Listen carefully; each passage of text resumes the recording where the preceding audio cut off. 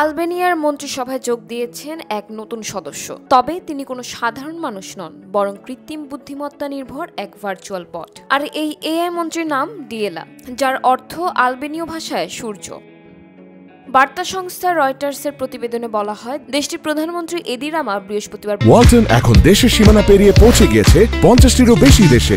ওয়ালটন, ঘরে ঘরে বিশ্বজুড়ে। 12 সেপ্টেম্বর তার চতুর্থ মেয়াদের মন্ত্রিসভা ঘোষণা করেন। এ সময় তিনি জানান, সরকারি ক্রয় ও টেন্ডার কার্যক্রম এখন থেকে সামলাবেন দিয়েলা। সরকারি প্রকল্পে বেসরকারি প্রতিষ্ঠানকে দেওয়া সব টেন্ডারই তিনি তত্ত্বাবধান ও অনুমোদন করবেন। রামা বলেন, দিয়েলা হলো আলবেনিয়ার প্রথম মন্ত্রী যিনি শারীরিকভাবে উপস্থিত নন, ভার্চুয়ালি তৈরি। সরকারি টেন্ডার শতভাগ দুর্নীতিমুক্ত তা তিনি নিশ্চিত করবেন। আলবেনিয়ায় দীর্ঘদিন ধরে সরকারি টেন্ডার দুর্নীতির প্রধান খাত হিসেবে পরিচিত। দেশটি আন্তর্জাতিকভাবে পরিচিত মাদক ও অস্ত্র পাচারকারী চক্রের অর্থ পাচারের কেন্দ্র হিসেবেও। এসব অভিযোগ ইউরোপীয় ইউনিয়নে আলবেনিয়ার প্রবেশ প্রক্রিয়াকে জটিল করেছে। যদিও রামা 2030 সালের মধ্যে ইইউতে যোগদানের লক্ষ্যে ঘোষণা করেছেন, বিশ্লেষকরা একে বেশ উচ্চাভিলাষীও বলছেন।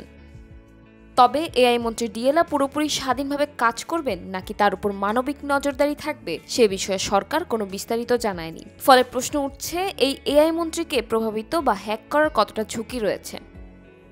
ডিয়েলা প্রথম চালু হয়েছিল চলতি বছরের শুরুতে আলবেনিয়া প্ল্যাটফর্মে ভার্চুয়াল সহকারী হিসেবে। ঐতিহ্যবাহী আলবেনীয় পোশাকে সজ্জিত ডিয়েলার কারণে তখন নাগরিক ও ব্যবসায়ীদের জন্য অনলাইনে নথি সংগ্রহের আমলাতান্ত্রিক জটিলতা কমে আসে।